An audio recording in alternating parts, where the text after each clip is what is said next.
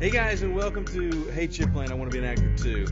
Now, this episode might be just for novice actors. If you're a professional actor, been doing it for a while, you can stick around, of course. But if you want to know more about monologues, please stick around because we're going to go into depth. We're going to get into some top 10 tips for monologues. These are my personal top 10 tips, anyway.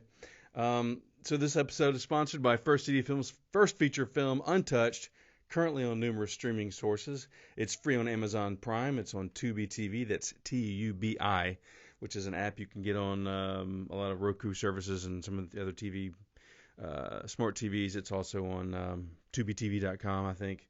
It's also streaming on iTunes, Google Play, YouTube, Roku, Vudu, blah, blah, blah. It's on a lot of... Please watch it. Please watch it and give it a review. We sure would appreciate that. So, guys, I've been an actor for a long time. I've cast TV shows, films, commercials, and monologues are something we don't see a lot of in the on-camera business. But this did come up twice recently. Angelique and I, that's my business partner, and I put a young man on tape for an audition for an agent, and he did a monologue, and then another actor came in a couple days later, and they did a monologue, and so there's been some questions recently about monologues, and wanted to address them because it's if you're new, and a lot of times you will have to do a monologue to get either a spot in a theater production company or with an agent. So I'm going to put some stuff out there.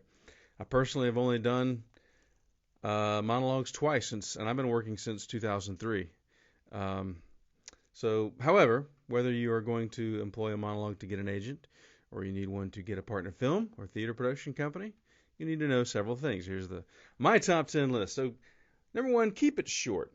And I say short, meaning about a minute to 90 seconds tops.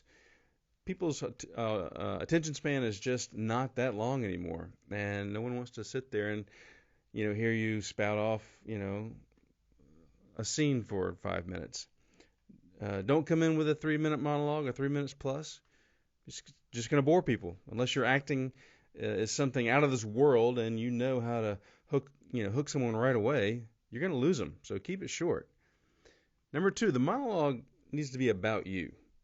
You should have two. If you're going to audition for an agent, you need to do two contrasting monologues that both fit your type, and you need to sort of figure out who your type is. If you don't know who your type is, what your type is, ask some friends, ask some family members. Just say, hey, who do I remind you of on TV? I'm going to be an actor, and I need to know, what do you think you see me as? Do you see me as a doctor? Do you think you see me as the gangster? Do you see me as the lawyer who's Mariska Hargitay kind of SVU kind of person? Do you see me as the comedian that's always joking and being silly? What do you see? So ask people; they'll tell you. One of our acting classes we had here in Savannah, we actually did that. We had people write down what they saw each of the other people in the room as, and there's some very interesting answers. And if you're asking honestly, people give you honest answers. But you need to have a monologue that fits your character, because you don't want to be the heavy gangster guy if you are a meek-looking little person. You know what I'm saying? So make it about you. Make your monologue relatable. Number three, make it relatable. You have to not only show people you have skills, but that you can reach the person or the people, the audience that's watching you. You want that person watching you to see you playing that part. Again, don't a little tiny scrawny person shouldn't try to be a big mob person if they're unless it's a comedy, unless it's some sort of Coen Brothers comedy or something. But you need to make it relatable and know the material and make it you, because it should be, they could see you doing this monologue. Okay. Know your audience, guys. This is number four. Know your audience. This is a big one. If you're auditioning for a theater program, you don't want to use a TV or film monologue, and vice versa. You can write something or find something that speaks the language of the audience. Theater is just a different language than TV and film. The pauses are different. The fluctuations are different sometimes because you're speaking to the row at the end of the people in the back row. So you have to know your audience and find a monologue that fits your audience. Don't do a film monologue for theater and vice versa. Just not going to work. Um, arcs. Let's talk about arcs for a second. Number 5, arcs. In this 60 to 90-second monologue, you want to take your audience on a quick journey. Whether it's a comedy or drama, you want to write or find a monologue that is going to start and end in two different places, two separate places. You want your character to have arcs, moments of change from one emotion to the next. Your audience wants to watch your character change from happy to sad, or angry to meek, or arrogant to shamed. A monologue that turns into a speech is just a speech. And, you can go to school and get a speech. You watch a CNN or Fox and hear a speech. You don't want a speech. A monologue is, again, a story. It's a person telling a story, and it's the relating that story to everyone. And you want to have changes in that story as as the characters, the journey through the story. So find one that makes you feel moved when you read it, or if you're going to write it. Hopefully, maybe you'll write it. We'll talk about that in a second. Write something that takes people on a little journey, a quick 90-second story that has a beginning, middle, and end. A decision that was reached at the beginning, and then the middle is that part where it gets sort of you have moments where you're telling what's going on, but in the end, you made a choice that helped your character get to the conclusion. Okay, so why not write something for yourself? Number 6, you have life experiences, right? Write some down. I've never performed a monologue I didn't write for myself, actually. The first one I ever did was is sort of improv. It wasn't very good. It was original though.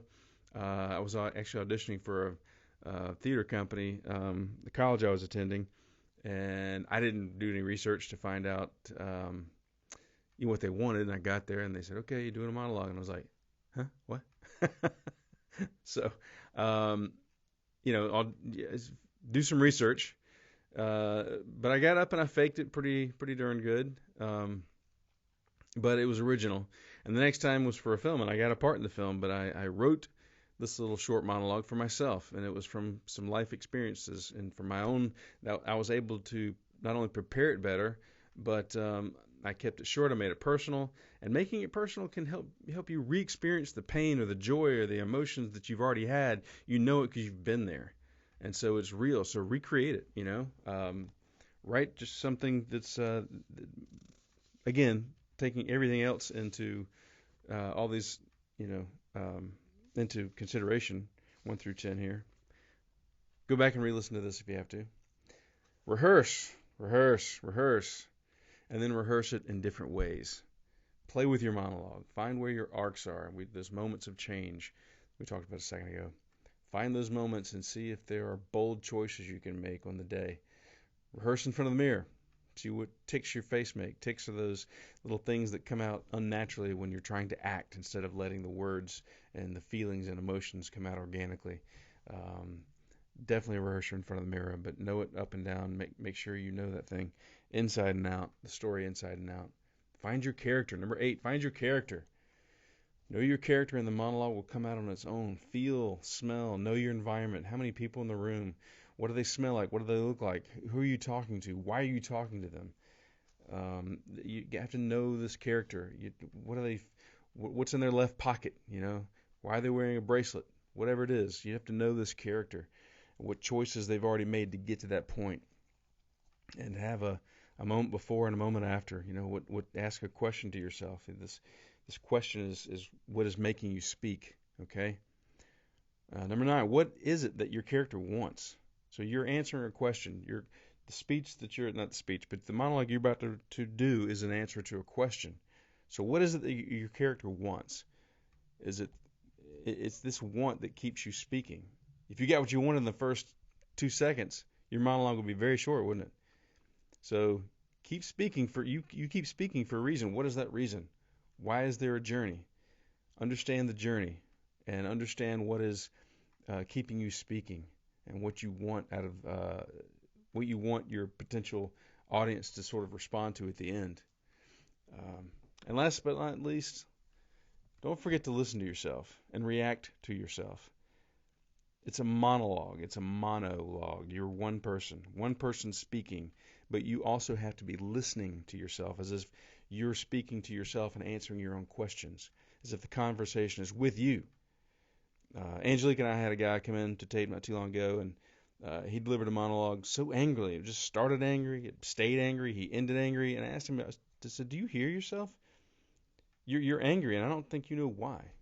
So we changed a few things about his monologue, and it became a real conversation that he had. You have to listen to yourself while you're speaking. You have to know why you are making decisions. You have to know what is making you speak until you stop. So, listening to yourself. That's it's you don't realize sometimes you're listening to yourself when you are listening to yourself, but you have to. So there it is. There's my top 10 tips on monologues. Keep them simple. Keep them short. Keep it about your character. Know your character. Know what they want. Listen to yourself. Listen to yourself when you rehearse.